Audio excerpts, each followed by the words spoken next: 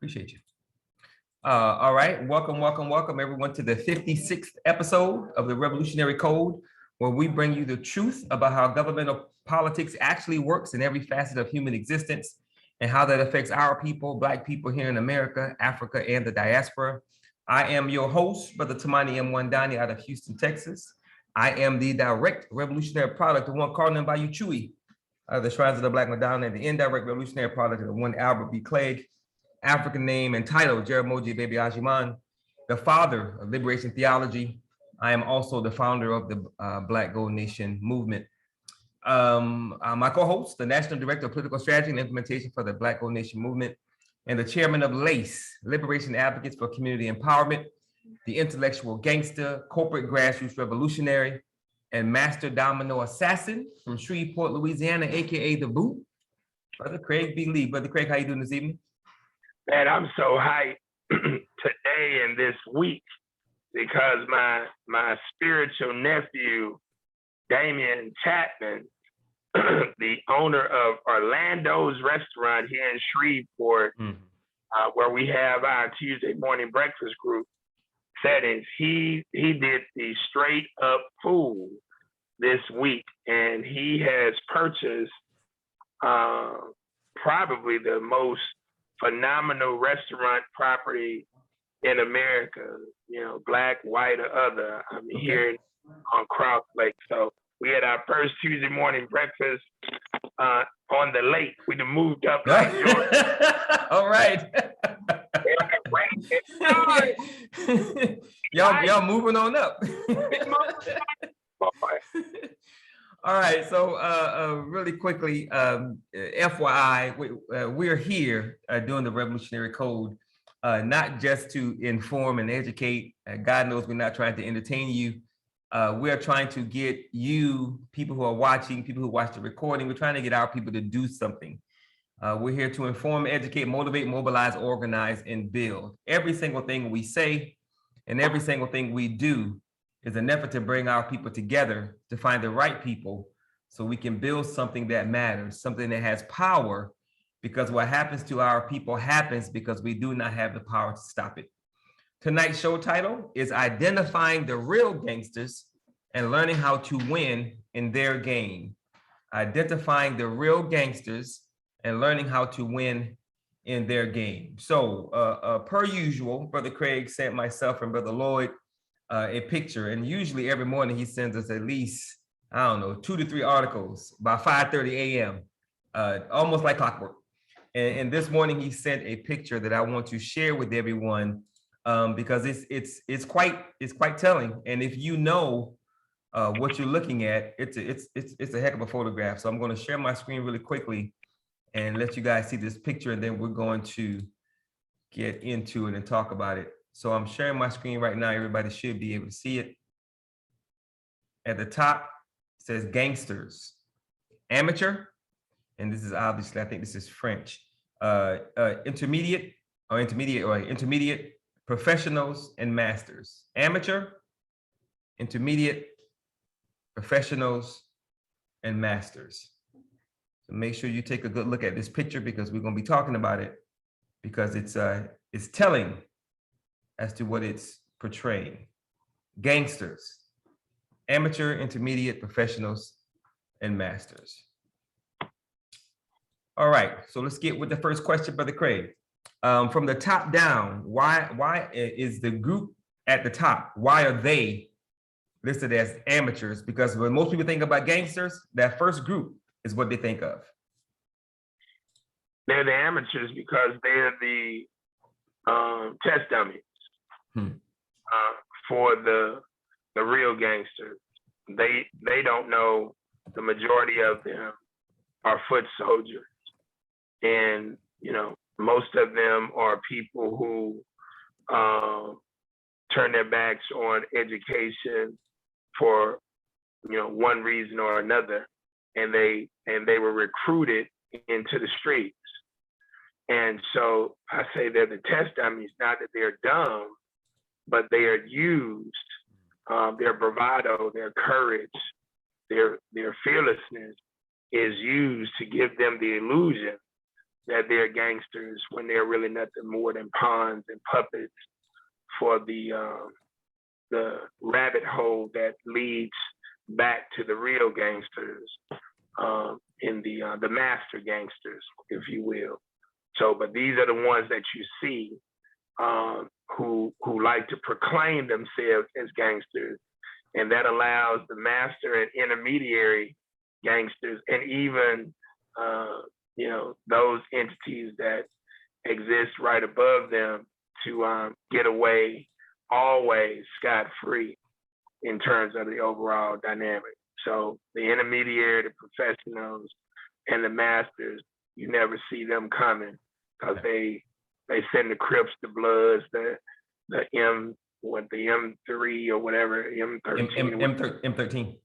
Yeah. They send them to give that illusion, but they're all just puppets.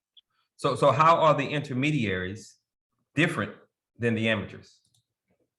Well, most of them started out as amateurs, and those it's just like the information breakdown: exoteric information, esoteric information, and esoteric information. Here you have 4 levels versus 3, and so the intermediaries, those are people who understand the streets, who probably did put in some work, but they've now elevated to understand some element, if not all of the element, because if you look at the Godfather, he understood all of the elements of the game, although he wasn't calling all of the shots, because they had to pay governmental officials in order to allow them to operate. Those are the real gangsters, because those entities can, put you out of commission, so they allow you to exist. So the intermediaries are the managers of the pawns, the pseudo gangsters that are actually out there that they're calling the amateurs. Okay, and why are the politicians seen as professionals? Because these are the people who typically go to college, they get law degrees, MDs, other educational degrees or certifications, and so they, give the illusion of the so-called intellectual. This would be considered the intellectual class. Most people wouldn't believe that Barack Obama or Bill Clinton are gangsters. Mm-hmm. They would just say they're nice people. But if you ask them about Donald Trump, oh yeah, he's a gangster, But all of them are able to pass, and it's interesting that most of them would believe that Donald Trump is incompetent or retarded or illiterate, but he played his role so well that he sold them that false bill of goods. But these are the people who are the technocrats, so to speak. They have the certifications, the so-called education to rock and roll, and they play their role as the shot callers or the bosses. But they are the professional gangsters. Okay, and lastly, why are the masters called the masters? Because everybody underneath them, they control. They're the puppet masters. And so since you're talking about the Rothschilds, the Rockefellers, the Queen, you're talking about all of these individuals, the Waltons, all these entities, they maneuver in such a manner that they can be the puppet master for everybody that's out there. And then they're never seen, because you'll never know how deep the rabbit hole goes. And so that's what makes them the masters, being able to be a gangster, have people killed, have governments destabilized, and nobody ever knows that you actually did it, while you're simultaneously creating famine or some form of disaster in one part of the world. You may be giving out tea cakes and scholarships in another part of the world. It's just like I asked somebody, since a lot of people want to win the Nobel Peace Prize, it's the funniest thing. I say, well, do you know the history of the family, the person who the Nobel Peace Prize is named after? And he said, no. I said, well, go do your research. That's why they put the word peace onto the word Nobel, because their claim to fame was killing everybody. Yeah. Because they made bombs, they made dynamite. So now you kill people now, but you want your legacy to be something that it wasn't. That's how a master gangster actually operates. That's right. They kill people, but simultaneously they have you believing that they're nice. That's what Nino Brown was trying to do in New Jack City. You're giving out them turkeys. Yeah. Okay. All right. So in episode 8, this is episode 56. In episode 8 of the Revolutionary Code, which was September of last year, we talked about the history of the philosophy, system, and game of capitalistic white supremacy, racism, whereby we define who these masters were using the word mafia. And in that episode, we define mafia as, quote, an organized international body of criminals. I should put that picture up as I read this. Operating originally in Sicily and now especially in Italy and the US, and having a complex and ruthless behavioral code. The second one, quote, an organized group using extortion and other criminal methods. Third one, quote, a closed group of people in a particular field having a controlling influence, end quote. And the last one, while simultaneously creating an illusion of being nice and friendly.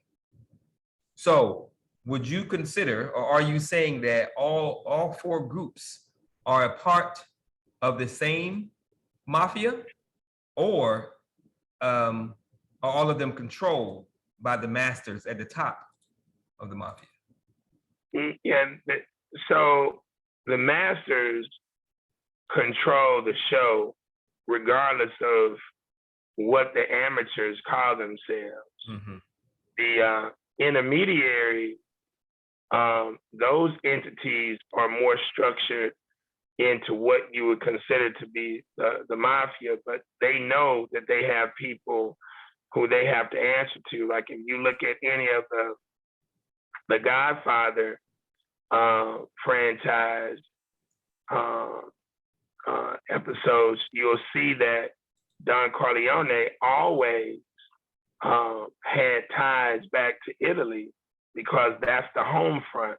So that really was the controlling faction for La Cosa Nostra, right? So, but he was the point entity in America, but they are controlled by a hidden hand from Italy. And so those entities understand that they're working for higher ups and they maneuver. But the puppet masters, they determine, the brand names. At the local level, they can call themselves anything, but they're going to always be tied back to a main entity that's controlled by the actual puppet masters. Okay. And most of it, of course, is going to be broken down by ethnicity. In each ethnic group, you're going to have an underworld. Yeah. Unfortunately for us, our underworld, in most instances, over the past, I would say, 40 plus years, 40 to 50 years, has started to work completely against the best interests of the community. Right. Back in the 50s, 60s, 40s, your Frank Lucases, your Bumpy Johnsons, your Nicky Barnes, any of your major American gangsters, your Larry Hoovers, they literally worked. They sold dope, they did what they did, but there was a code that they had as relates to maneuvering that far superseded what you see that's going on today. But what you're showing right there is a complex structure that is controlled by serious people that's about the business. And those masters, whether it be the La Cosa Nostra or the Japanese mafia, the Chinese mafia, whatever organized crime group, those masters control that without ever even having to say who they are. Right. Because those people control the military of a country. That's right. They control the professionals who control the militaries, who control the state police, who control the local police. You see what I'm saying? Yep. That professional group and that masters group, they have the government on their side to make life very difficult for any of those amateurs and intermediaries, and they can put different entities in place as they see fit. And before I move on to the next question, for clarity, when they do their dirt in other countries as it relates to invading and or assassinating their leaders, they are doing that against sovereign nations, correct? Oh yes, indeed. Just for clarity. Yes, all right. Indeed. So we've talked about a lot the structure of the geopolitics of the world, from the plutocrats to the oligarchs to the aristocrats, and you said that there are micro groups representing those larger groups in every ethnic group, correct? Yes, sir. Are there also would those micro groups of those ethnic groups be a part of this picture, or? That's what you see here. Okay. So the masters would be the plutocrats, the professionals would be the oligarchs, the intermediaries would be the aristocrats, and the amateurs would be grassroots people. Be the wannabes. Okay.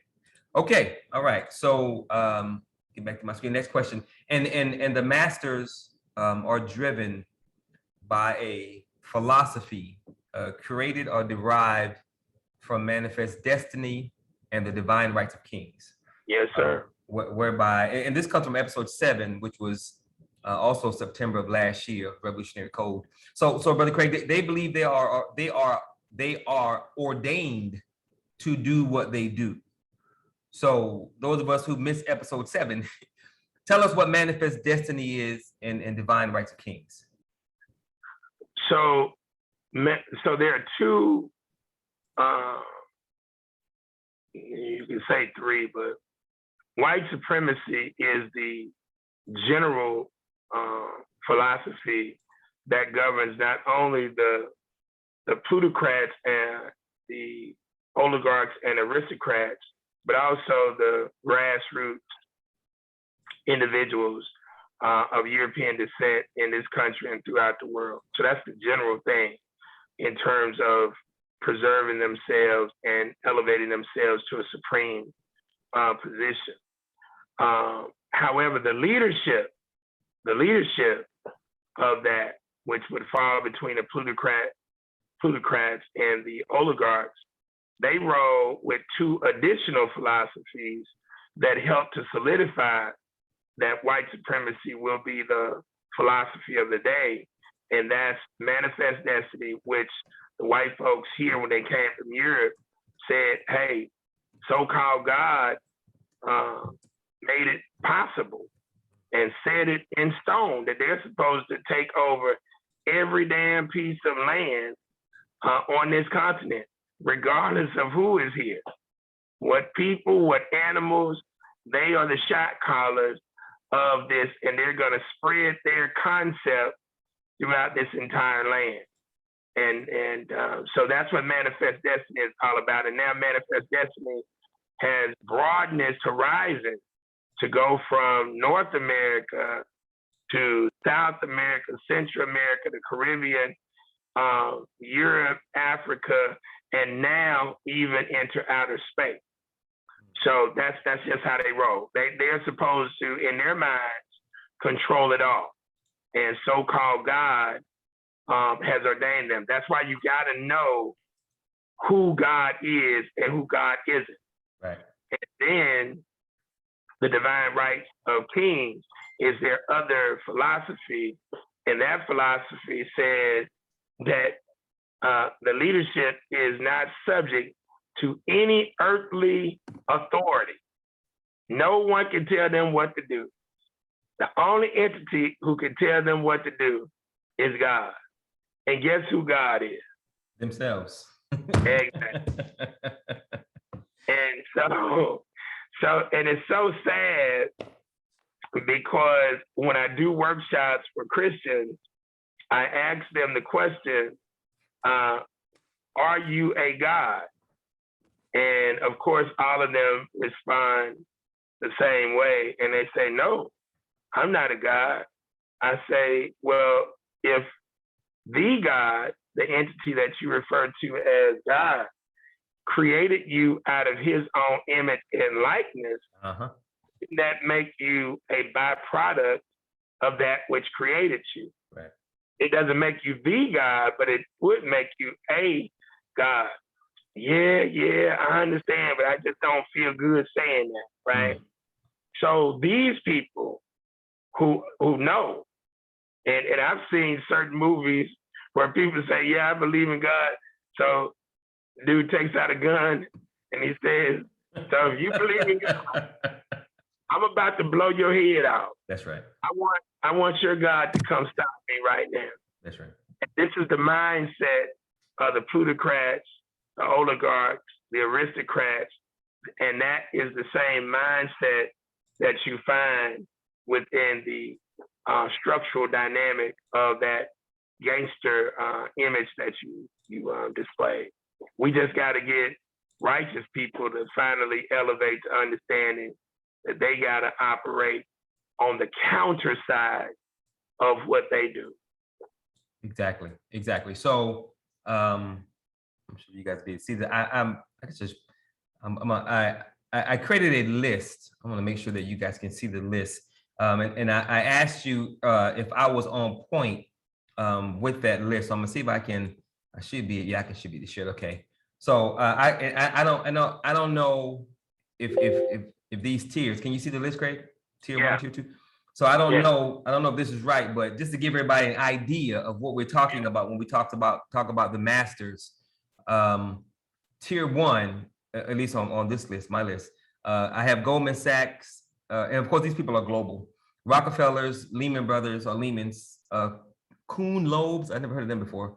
Rothschilds, Wahlbergs, Lazars or Lazards, Israel, Moses, Cephs, Morgan, DuPont, Vanderbilt, Carnegie. Those are my tier 1. And my tier 2 would be Bush. I had question marks because he didn't appear on that family didn't appear on every list.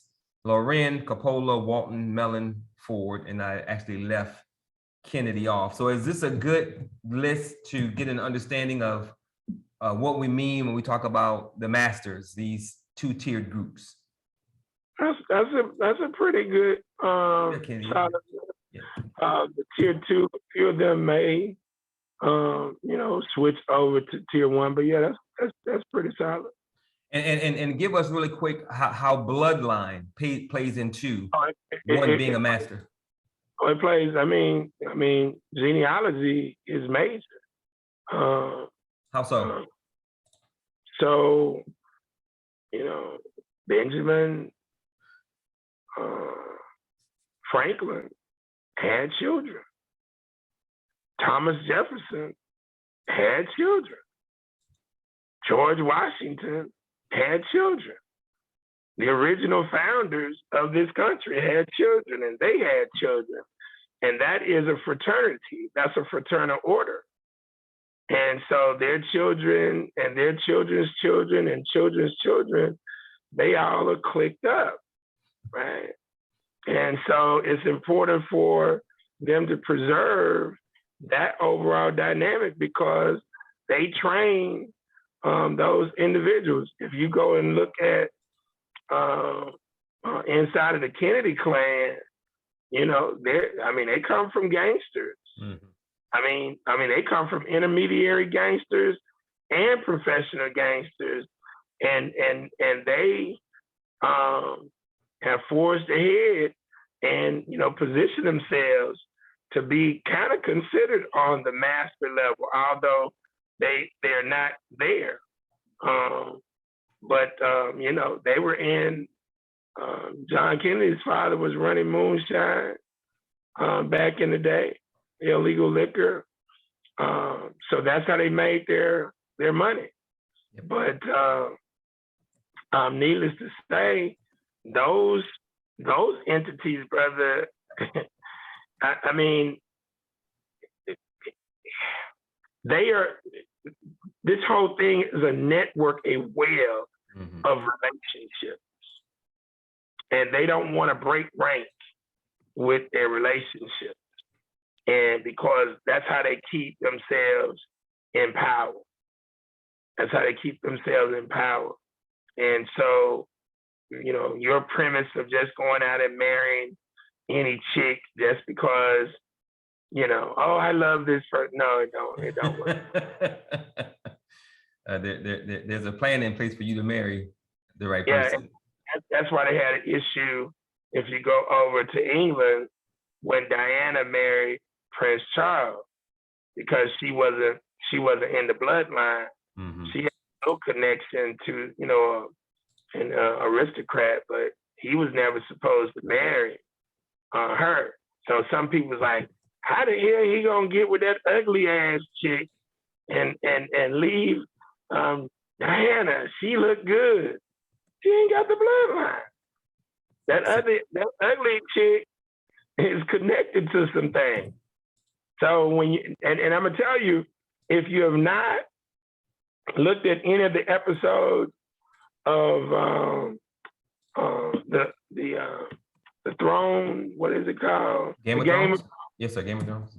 Brother, y'all need to look at every single episode, because that will show you how these white folks truly operate today from hundreds and thousands of years ago. They put it right in your face. I mean, they ain't getting married for no damn love and all this kind of foolishness. Power, cutthroat.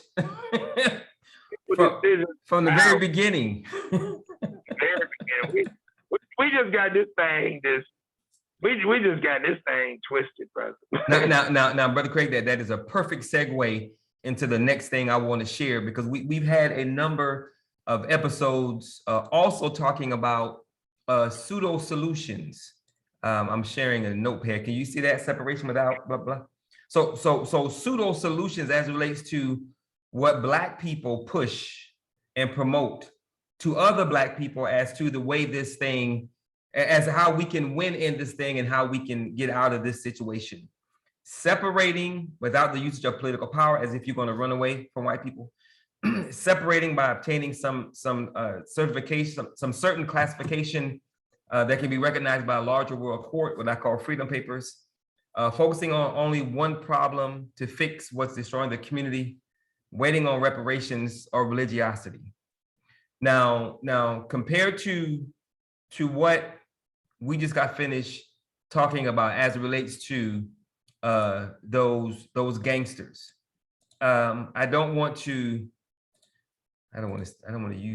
be disrespectful with people's. How ridiculous is it that, given this picture of these real life gangsters in the real world, how ridiculous is the pseudo solutions that we push toward our people?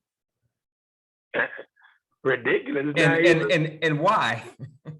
Yeah, ridiculous is not even the term. It's sheer retardation. And they push these things because a few episodes ago we talked about the concept of thinking, critical thinking, logic. Yep.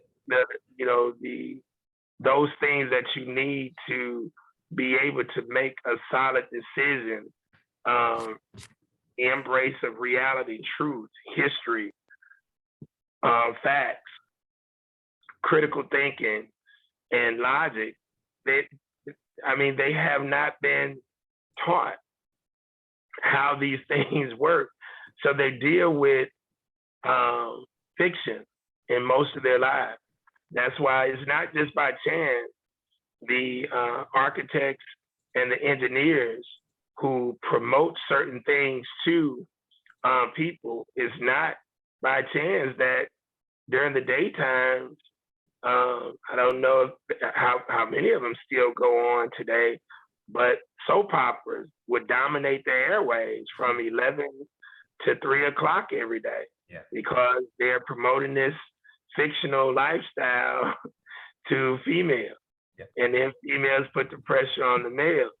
So the majority of people don't deal with reality at all. The reality that they deal with is strictly on a consumer level of paying bills, things like that. And so when it comes to issues, especially for our people, liberation, empowerment, they have no basis to be able to critically think and reason what is and is not legitimate. And so that's where you get caught up with leaving it up to Jesus, or leading up to God, Allah, Buddha, whoever. Or you start to come up with retarded concepts like a nationalization card, so that you can say that you are not driving, you're traveling, and you're going to some kind of way, do all these things in America, but you ain't got no nation to point to. So now you're gonna go and make a theoretical argument against the white folks that came over here and took the goddamn land and hell, use some of our African descendants when they were children, as in Florida they call it gator bait. So you want me to believe you're going to make a theoretical argument against people who use our ancestors as gator bait, who raped our damn ancestors, females and males, who worked their ass from sun up to sundown, who didn't share, who did all of these diabolical things. You really believe you're gonna make some theoretical argument, and then you're stupid enough to believe that you're gonna make this theoretical argument in their goddamn court system, and they're gonna roll with giving you land that they took by force. So you're gonna see, Craig, what you don't understand. We got to make the right argument. We're gangsters. We're gangsters. Okay. And it really is amazing, because if you know a little bit about our history in this country, I mean, a little bit. Hell, just if all you know is slavery, that should tell you right there that you can't appeal to the humanity of these people, because they don't have any. I often say in the presentation that I give that we're trying to convince the people who've given us every reason, they've given us every piece of evidence to show us that they don't care about us. You're going to try and appeal to that which doesn't exist, and then you're going to try and make them feel bad about them not caring about us, right? Which is absolutely crazy. So the next question, Brother Craig, is how are the masters able? What are the masters using? How are they able to control the professionals who get the intermediaries to do their bidding, who put it on the amateurs? What are the masters doing, or what do the masters have at their disposal that will allow them to be so powerful? Money, status, and materialism, the control of natural resources, the control of hitmen who can take them out. You see, the control of the amateurs, the control of the intermediaries. See, the masters control the amateurs and the intermediaries, where although some of the professionals can have leverage on them, the masters control everybody. So the masters can turn the amateurs and the intermediaries against the professionals. You say, well, what do you mean? Craig, they're smarter than the intermediaries? Well, you go to Godfather Part 2, and that's where Michael Corleone takes over from his father, and he knew the tendencies of the state senator, and they wanted to get the goddamn gaming license approved in Nevada. So what did? Old boy said, and they wanted Don Corleone's godson to get this role in the damn movie. That's right. So they set up the senator to get the damn license, and they set up the film director who said that dude would never get the part, set his ass up by cutting off his prize horse's head and putting that in the bed with him. So my point is the masters can control the amateurs and the intermediaries who are willing to kill, because they really have the real control of the legislative branch, the executive branch, and the judicial branch, and the hidden branch that nobody talks about, which is the local military and regional and national military apparatus. And I'm not even talking about the Army, the Navy. I'm talking about the alphabet soup people. That's right. The ATF, the DEA, the FBI. That's right. So they control the whole show, and they can make your life a living hell. Yeah. And so this stuff is just, brother, I say it like this, man. If you really, and you know, the Creator bless anybody who mama and daddy are, especially, you know, bless. Because the likelihood that you figure this out really on any level, it would, I mean, really highly remote, man. It would be highly remote. And so this is where it's at, regardless of ethnicity. This is where it's at for the majority of people in the world. Either you're going to roll with the status quo, which is how they're able to control the professional gangsters. You're going to roll with the status quo, or you're going to be a hell of a courageous individual like those of us who are on this phone. Yeah. And that's a very small percentage. I started my morning off this morning talking to one of my business partners up in New Jersey, and Brother Clint he's a graduate of Cheney State. I don't know if you know this, but Cheney State is the oldest HBCU in America. They started in 1837. They were started way back when. Well, he told me about this guy, Octavius Cato. And this dude was phenomenal, but you never hear about him. And he did several things with Frederick Douglass and Frederick Douglass's brother. He is a phenomenal cat.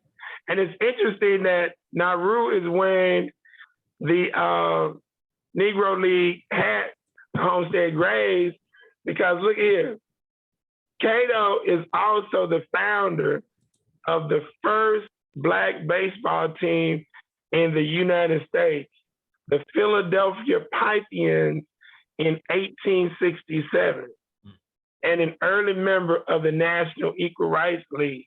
This guy did so many things, but you've never heard of him. I never heard of him. Yeah.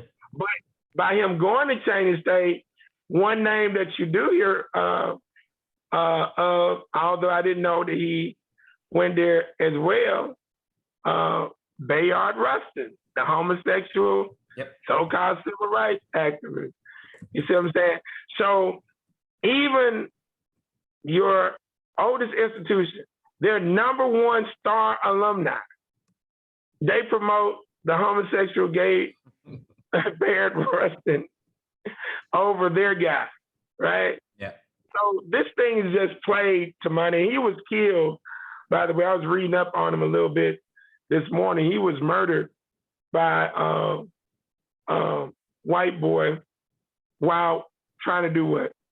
Help to get our people the right to vote. He was actually instrumental in helping to lobby Congress to pass the 15th Amendment, which gave some African American males the right to vote. And so, but you've never heard of this yet, Octavius Cotto Cato. Yeah. Okay. This wasn't one of my questions, but you've mentioned this a few times, so I wanted to highlight it. You talked about the movies. You mentioned a few movies, especially The Godfather, and how if you watch certain movies, you can most certainly learn things about how the system works, how the masters operate, how they do what they do. And you say you discovered that when you were listening to Steve Coakley tape. What does it mean to you to know that there are movies that exist by which people can learn how all of this stuff works, but they don't want to watch the movies?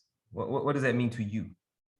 I mean, it just gives me more case analysis to right. validate everything that I say. Right. It used to upset me to some degree, but no longer. I just understand where our people are at. Yep. Rarely do I tolerate their foolishness, but it makes me dig deeper as relates to understanding what Brother Coakley referenced in his various lectures and whatnot. And I'm just honored to have talked to him before he died, because he was living out in California before he died. And I mean, the brother was just, I mean, phenomenal. Wow. And I mean, when you talk about a researcher, and he was, I mean, he was bar none, like awesome on a whole nother level, brother. Cool. Cool. Okay. If you missed the beginning of the show, you're watching the Revolutionary, or you're watching and listening to the Revolutionary Code, where we bring the truth about how government and politics actually works in every facet of human existence, and of course, how it affects our people, Black people here in America, Africa, and the diaspora. Tonight's show is our 56th episode, and it's titled "Identifying the Real Gangsters and Learning How to Win in Their Game." My name is Tamani Mwandani. I'm the founder of the Black Owned Nation Movement. My co-host is Brother Craig B. Lee. I'm the National Director of our Political Strategy and Implementation Department. Tonight's show title, Identifying the Real Gangsters and Learning How to Win in Their Game. Learning how to win in their game. So Brother Craig and I, Brother Craig, you and I, we talk often about, sometimes we'll send a screen capture showing how much time our people spend talking about stuff. YouTube videos, 4, 5, 6, 7, 8, 9 plus hours. Yeah. That they're talking about stuff. And we specifically talk about how our people love to talk about what we've done, what we've built. We built the pyramids, how long we built the pyramids. They can't figure out we built the pyramids, how we did it, blah, blah, blah. The pyramids, the pyramids, the pyramids. But what no one seems to be focused on ever is how we're going to build the pyramids, quote unquote, the pyramids again, which is a problem. We're talking about the past, living in the past, not trying to outdo our ancestors and building our own pyramids. We're just stuck in the past. So what do the pyramids represent to you? When you see the pyramids, when you think about the pyramids, when you think about the architectural genius created by African people, what does that mean to you, the pyramids, and the fact that we built them? I mean, it's definitely a honor, pride, but more than anything, it's the challenge for myself to do greater. Now, can you do greater than the pyramids? I don't know, but my job is to strive to do so. But at the end of the day, that's where most of our people are stuck. And if our ancestors who built the pyramid were in the same mindset of these people today, the damn pyramids would have never got built. There would be no pyramids, right? They would have been like, man, boy, see, our ancestors did such and such. So they would have never had time to build a goddamn pyramid. They would have never had time to discover medicine and architecture and whatnot. So we're caught up. I did a speech during Black History Month in 1991.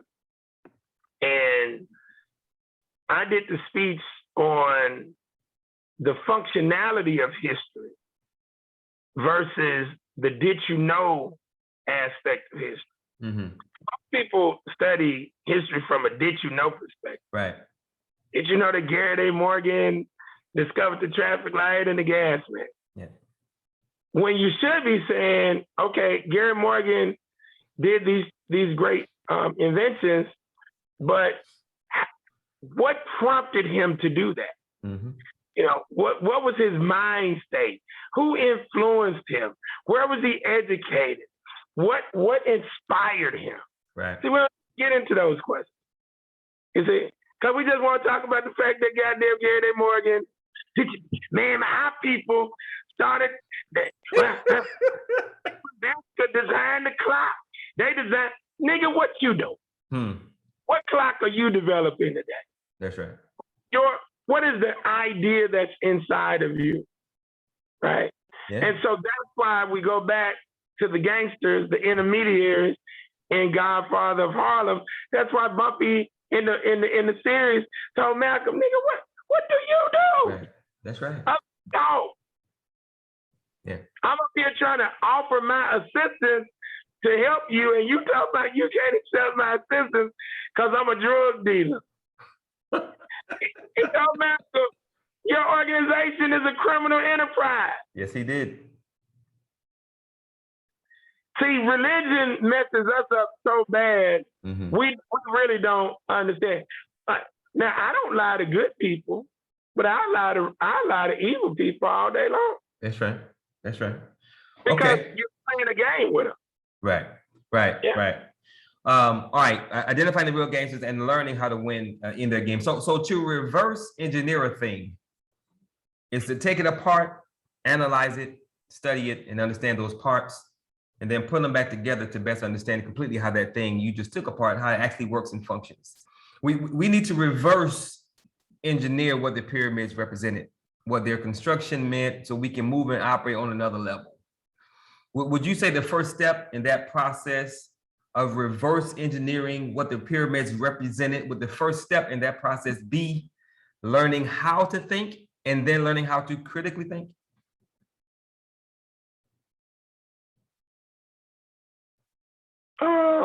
Yes, that would be a good first step. I was learning how to think.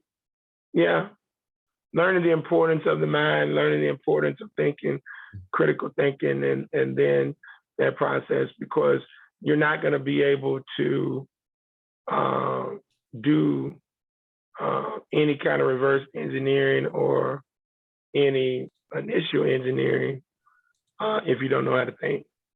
Can one learn how to think, let alone critically think, without being taught how to do so?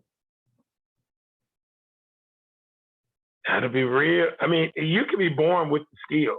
Yeah, I mean, it could be in you, in your DNA, but that's only going to be a very small percentage of people. Right. The majority of people have to have training. Right. Exactly. Okay. And of course, by doing that reverse engineering, we open the floodgates of what's possible, which is awakening the neo in all of us, the one in all of us, which makes the 6 pillars of empowerment possible. Would that be correct? Yeah, exactly. Okay. And I'm sorry, go ahead. No, I'm saying exactly. Okay. And with that, with the 6 pillars being active, this picture, the one that we've been talking about throughout the show, this picture becomes less and less of an issue because it makes possible the control of geographic space in the way of villages, towns, small cities, and mid-sized cities, which can be our pyramid for us to do and accomplish what we will. Is that correct? Exactly. So is it fair to say, to come to the conclusion that if of course, if we do not learn how to think if we do not learn how to critically think, if we don't put ourselves in environments by which we can watch the movies, if we don't put ourselves in the environments by which we can learn the system and the philosophy and the different levels to how this thing actually plays out. If we don't do those things, then what is left for us to do? Kill yourself. I was gonna say die, but that's close enough. Okay, brother. We did what I thought we would have ended 5 minutes, but we actually got 10 minutes. So you get one takeaway from tonight's show, to ensure that everyone who's watching, everyone who's with us live, everybody who watches the recording, if you can only give them one takeaway that they will have with them for the rest of their lives, from tonight's show, what would that one takeaway be? Put the photo back up. There you go.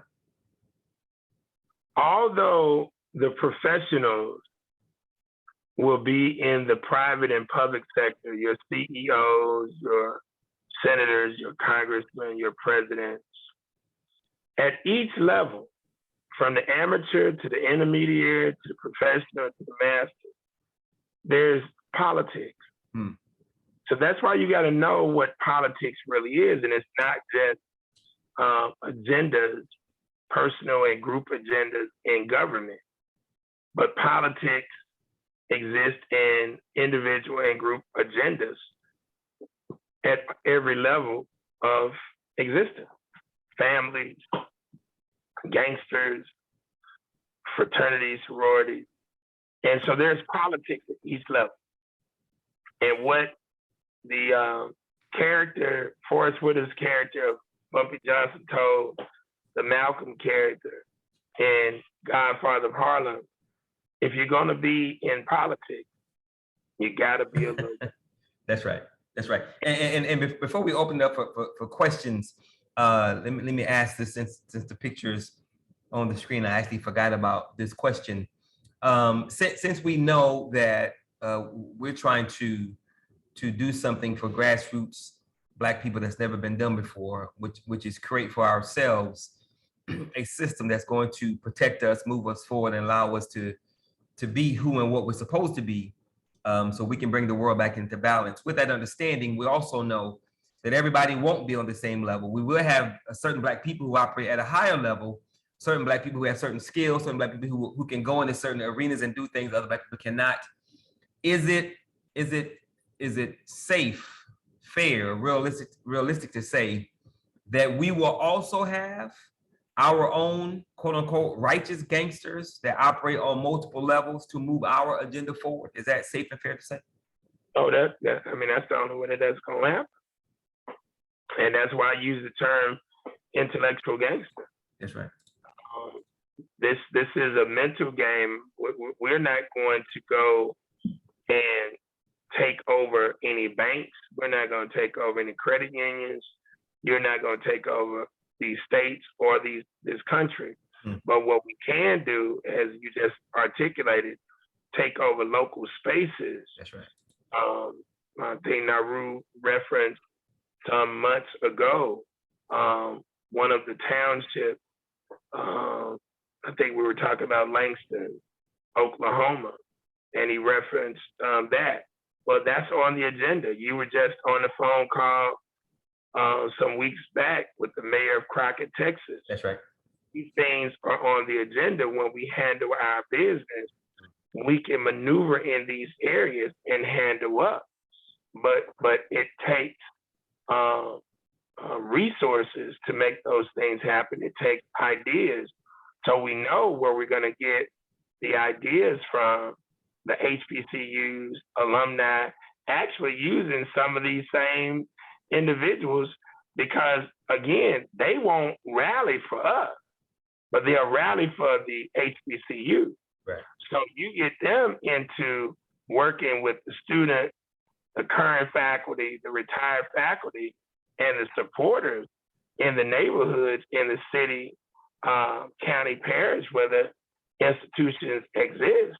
Now we can become the puppet master of ideas that will now be used for the grassroots. These are the type of gangster moves that we got to make. It's not going to be, taking over no goddamn territory with the goddamn amateurs who are the dope dealers and whatnot. They're just amateurs in terms of the hierarchical structure of gangsters. They are some goddamn real gangsters that'll put a cap in your ass. That's right. So we know we're not on that level, right? But mentally, we can maneuver and manipulate certain things and gain leverage that will work in our favor. Excellent. So asking that one question did get us to 5 minutes. This is the first time, brother, in 56 episodes we ended early, which is pretty good. Okay, we're going to open this thing up for questions and answers, Q&A. Brother Naru is turning his camera on, so I'm going to assume he's ready to roll. Brother Naru, let Brother Mike go first. I see his hand up. I always go first. I see Brother Mike. Come on, Brother Mike. Brother Mike. Santi for that, and I don't really have a heavy commentary. More of an observation. And I'm pretty sure you've seen on the news about the steep decrease in funding for HBCUs. Oh yeah, and it's just, it just, I mean, even if it wasn't on the news, it's just, what you were saying, what we collectively were saying, even now and in the past, it's just either you don't get it, you really don't get it, or you get it and don't care, or you part of the problem. And so with that, I wasn't shocked at all. I caught so much hell out here when I said, just even participating in the voting. I'm independent, really. I'm independent. Yeah. I'm independent as far as class. I said I wouldn't vote for neither one of them. I mean, people literally stopped talking to me for me. I'm like, are you serious? Oh yeah. So that's just my comment. It's just I don't why people are so shocked. I laugh. I'm like, damn, he left us that much. But anyway, that's just my observation and commentary. Thank you. Hey, Mike, it's so funny. Taro sent me the article yesterday, and the response from one of her Sarah, and this one person was on there lying on behalf of the Democrats. The devil's in the details. That's not what's going on. HBCUs only get about $1 billion a year, so that they're lying. And I'm like, bruh, under this sellout ass president, the legislation was supposed to bring $45 billion to HBCUs and other so-called ethnic higher ed institutions. That's now, the article is very clear. That's now going to be gutted all the way down to $2 billion. So even in the article that's laying this out, this person was still advocating for the Democratic agenda. So now you ask yourself, what did you get for your vote? That's right. Right. You're not getting anything. And so this is how they play games with Negroes every 4 years. And when I laid out the basic chess move that the Democrats played 5 years ago by getting Donald Trump to get in the race as a Republican in hopes of helping Hillary Clinton win, he played his role so well that Negroes got so scared, they all ran back to the Democratic plantation. And so that's why for our people, they need pain, they need suffering in order to finally start to wake their crazy asses up, because they don't get it. It's not in either party. We have to become an independent voting bloc and navigate at the local level.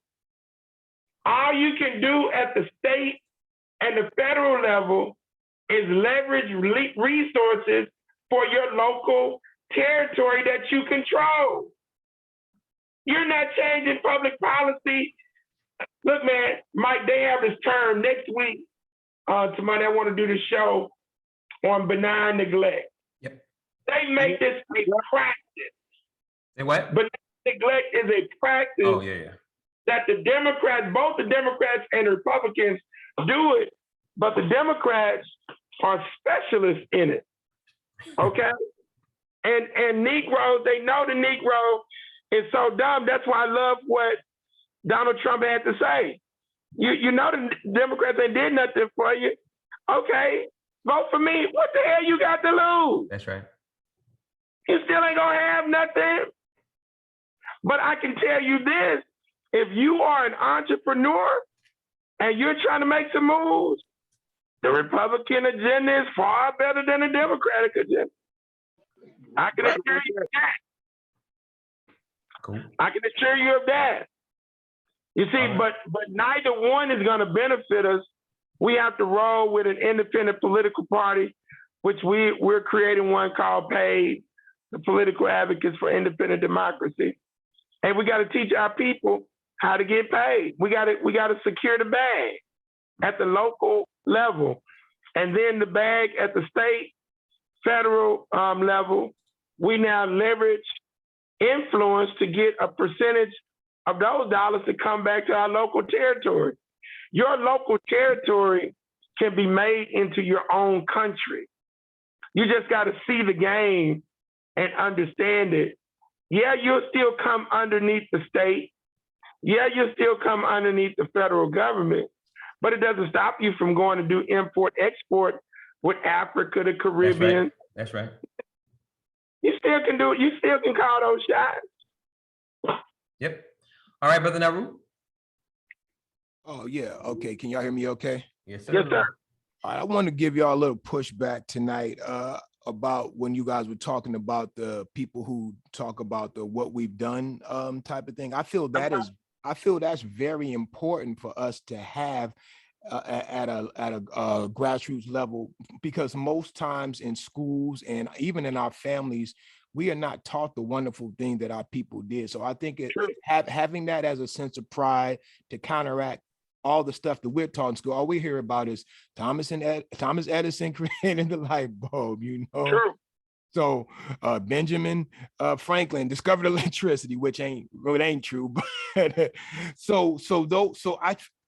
understand what you're saying. People who that's all their whole agenda, but you don't know if they're affecting other people in some type of way. For me, for instance, I didn't get that information growing up. So when I became to start seeking more information, those things were very important in my infancy phase of trying to grow. So I don't want you guys to put that down all the time. I want you to understand that there's levels to this. So people who are, babies crawl before they walk, they don't eat solid food first. So sometimes you got to give them a little bit and then you give them more as they go along. And I think that's an important factor for us to start to develop a sense of pride. A lot of us don't have any sense of pride. We think we've done nothing.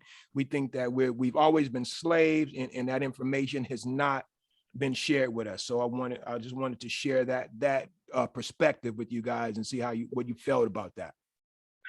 So what's going on, Naru, and definitely we recognize and agree with individuals like Ashwa Kwesi and Dr. Francis Cress Welsing and Dr. John Henry Clark. But brother, when you have 400 people inundating Facebook and YouTube with everything that Dr. John Henry Clark and Doc Ben and Francis Cress Welsing have said, it is information overload.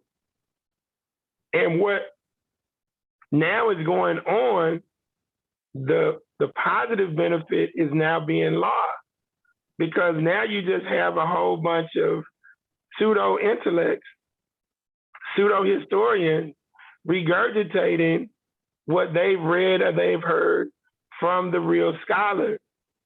And so all of this is for views on YouTube, likes, and you say, well, Craig is not hurting anybody, but actually it is. it is actually creating an intellectual paralysis of individuals where, again, it's all based on did you know? You know, this is where this whole thing of using information is there, but not action. You see, and so it's not that we are against history being shared. It's just the amount of information, like with Sonnetter TV. He was doing a good job years ago bringing information, but now you start doing these hip hop debates, and it's all a game. It's all a game just to now put historical information out. Some of it legit, some of it, you know, not so legit, but it's not to build anything. It's not to do anything. But Craig, what I'm saying is they might not be the ones building, but someone who's receiving that information might have a spark, a sense of pride, and go on to do something on their own. That's my premise. Like, okay, I'm not saying it's great, as good as bad. It just is. It's information. Information is information. You use it the way you use it. So, say for instance, I heard information back in the day from people who didn't go on to do shit. But I took that information that I learned and it inspired me to do that. That's what I'm trying to say. We never know who's listening on the other end and what they're doing. So that's just my whole premise. I'm not trying to stand up for the people that are sending the information. Understand me? I'm talking about someone who's in a dire state who might not receive that information from any other else except that platform, and that might inspire them. So I just wanted to put that out. So think about it. So, okay, that helped you individually. So out of all of the information that's out there, and these people talk to a whole bunch of folks. You do. Farrakhan, brother, a whole bunch of people listen to these folks. Well, wouldn't it stand to reason that if this information was so potent and life-changing, that a larger percentage of people would be doing something that would be focused on the empowerment and the actual action of the folks? My point is, I've seen it here in Oakland, so I can't speak for the rest of the country, but the Panthers left a legacy of inspiration here that people are still building on and doing community work. We're doing stuff out here. That's what I'm saying. So it can inspire people. And even and we all know the Panthers weren't perfect, and none of these people are perfect by a long shot. But you never know. You that one person that they might be. So the information is not bad information, is what I'm saying. What I'm saying to you, brother Naru, is there's a concept called intellectual capitalism that exists, and the majority of these people are doing nothing but selling books, CDs, and doing speaking engagements. And they're sidetracked. So if they're not doing work and the people are following them, what are they following them to do other than get information? Because the information is not knowledge. Because if the people are selling this as it's knowledge, but it's nothing but information. It's information. Because they're not applying anything in physical reality. For example, you can. There's a guy. Okay, I told you I was reading up on Cheney State this morning, right? So, have you ever heard of this guy named Julian Abele, Abele, Julian Abele? I don't believe so. I had never heard of him myself. Check this out. He graduated from Cheney State in 1896. Prominent African-American architect.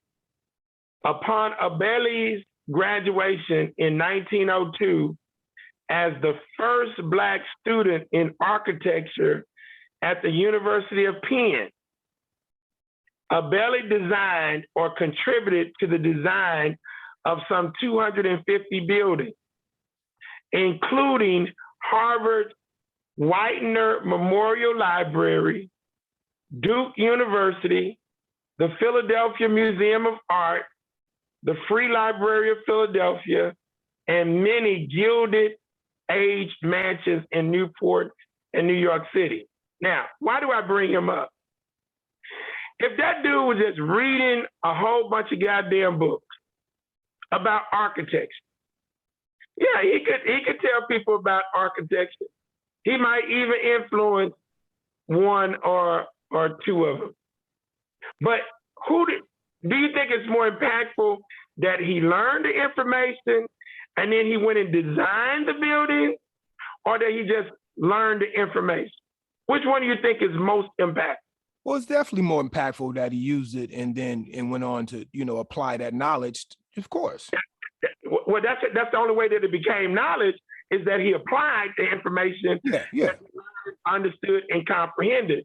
So my point is, now this guy is information in action, which is now knowledge. So a book about him is one thing, but now we got to go do something. See, I can talk about cooking all day, but if I never would get out here and do my meat pies or my bean pies or my art project, I could give some real good speeches on what we need to do to empower ourselves. But I got to do something. And all I'm simply saying is the guys who are out here, whether they are Umar Johnson, Brother Polite, all these guys are running scams and hustles. And here's the danger, Brother Naru. It creates apathy, pessimism, cynicism. And now when we're having discussions on politics or economics, these guys are telling these folks, well, look, man, we need to just detach ourselves from the system. Man, we need to go out to reparations. So now a lot of time is being wasted because people are following these folks into the abyss of nothingness. So I'm not against the information. You got to know that. True. But I'm just simply saying what these folks are doing, they're detracting away, because none of these people that's on the gangster list, they're not sitting on the sidelines and just propagating information. They're not just propagating information. Well, Craig, I wasn't more talking about your liberation entertainers, the ones you named there. I was just talking about, actual scholars, who actually are you learn, have traveled to spaces. Yeah. And so those are the more people that I would get my information from, not those guys. So but I agree that they are definitely leading people the wrong way. But see, most of those scholars don't get on YouTube and try to, flim flam. And so these guys are reading their book, okay, and now they're coming out flipping stuff, and they leading people in a lot of bad directions, brother. And so what Tamani talked about, and I'll send you some of these videos, man, these cats be sitting up 5 hours. Oh no, I've seen, you ain't got to send it, bro. I've seen the 8 hour, I didn't watch it, but I'm like, whoa, that's a whole lot. Did Jesus live? It was Jesus real. Really? Respect though, bro. I just wanted to throw that out. I sent Tyro something the other day, and she said, you do know I'm not watching it, right? Goddamn it. Yeah, and of course, Brother Naru, we always want people to get the information, brother, because the information is important. But at the end of the day, we out here getting smoked, and we're talking about we built the pyramids and having 9-hour conversations about it. And I'm like, okay, does it really matter that we built the pyramids if we're not trying to build them again in some shape, form, or fashion? Real talk. I don't know if it matters. I really don't. If we're not trying to do it again, then what's the point? Hey, Naru, I heard, I went to hear Ashwa Kwesi in Dallas in 2015, and I was 2 years removed from my chemotherapy. And one of the products that helped save me was baking soda.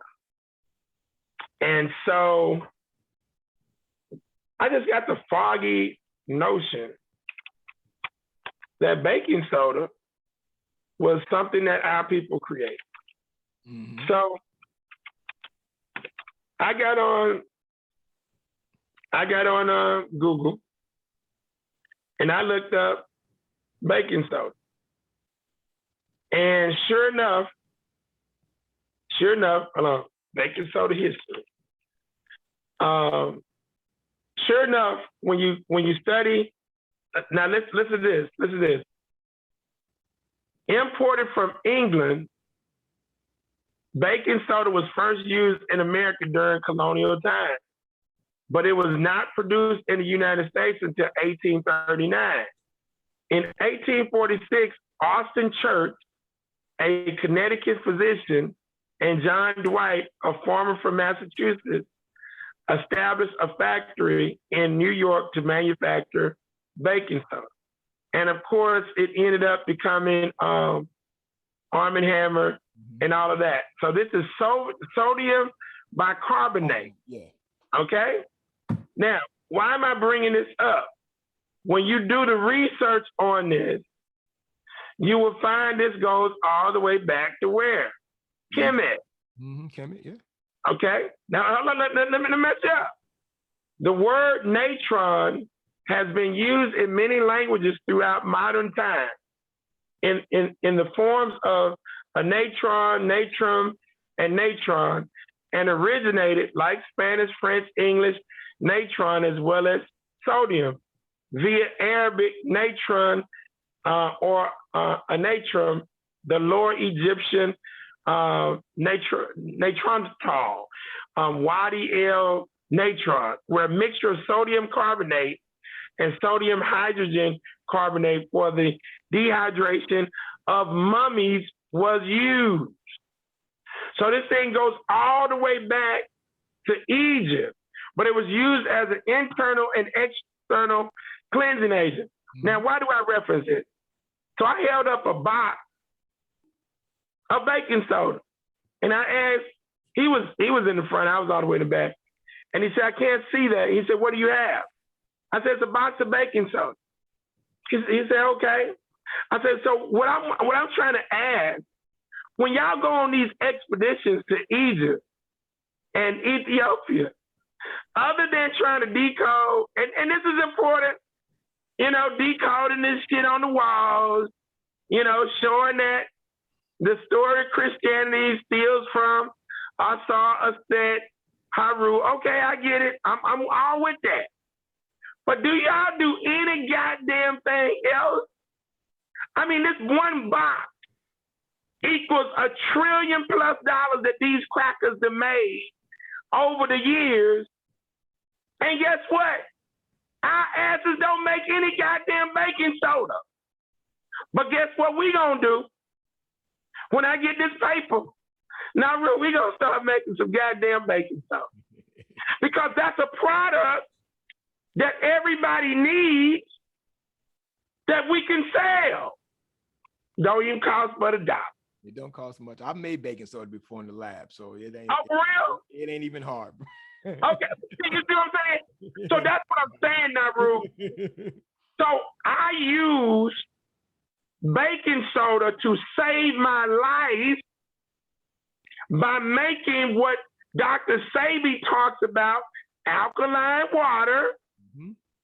I take a quarter teaspoon, put it in 16 ounces of either spring or you could actually put it in regular Tap water. Tap water, but filter water as well, or you can put it in distilled water, and it'll make that alkaline. So I've used myself as a case analysis, but here you have, and it's no slight on Ashwar Kwesi because he's a phenomenal researcher and whatnot, but I'm like, yo, man, we got to get beyond the goddamn did you know and start to really get into the real mechanism, because the white folks are going over there looking for ancient technologies and recipes for things that can be used to make money millions, billions, and trillions of dollars today. And it's our technology. It's our recipe. So that's what we're talking about. That's real talk. That's real talk. That's your last question, Naru? Well, I can go on all night, but I'm gonna let y'all get off for Cool. Cool. All right, thank you. I need to eat. All right, does anyone else have a question or comment for Brother Craig? Everybody else is good. All right, Brother Craig, any closing remarks? I just want to thank you guys as always for attending, and we are getting closer to these projects being completed in Shreveport, and I will keep you guys abreast. And like I said, I am so proud of my spiritual nephew, Damian Tatman. Damian Orlando's restaurant is the fourth installment of the longest running African-American restaurant establishment in the United States. Wow. They started in 1921 as Franklin Harris. Their relatives then morphed into Pete Harris after Mr. Pete Harris died. Those descendants opened up Pete Harris Restaurant. When that shut down, Damian's father, Orlando Chapman, opened up Brothers Cafe, named after his father, whose nickname was Brother Chapman. And then when Orlando died, Damian started Orlando. And I'm so proud of this young brother. I don't even know if Damian, he might be 30, early 30s now. But this brother has done something tremendous. And I'm just so excited. And I know his father, grandfather, great-grandfather, his ancestors are smiling. I know my colleagues who are now ancestors with Tuesday Morning Breakfast Group are smiling. And it's just been a joyous week. So I want to thank you guys for your participation and look forward to seeing you guys next week. Cool. Amen. On that note, always remember that no one can do everything, but if everyone does something, everything will get done. And lastly, always remember that nothing is more sacred than the liberation, empowerment, salvation, and freedom of Black people, because if our people don't make it, we're not gonna make it, because we connected to our people. So with that, thank you guys as well for being a part of the show tonight. Please share this with 5, 10, 15 Black people who you think might want to learn a little bit and actually do something.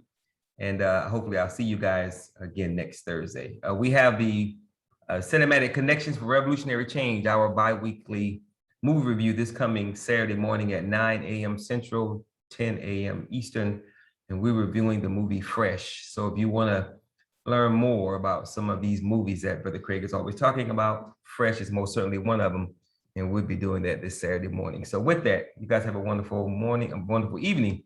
God bless and thanks again. Y'all take care. Peace. Peace.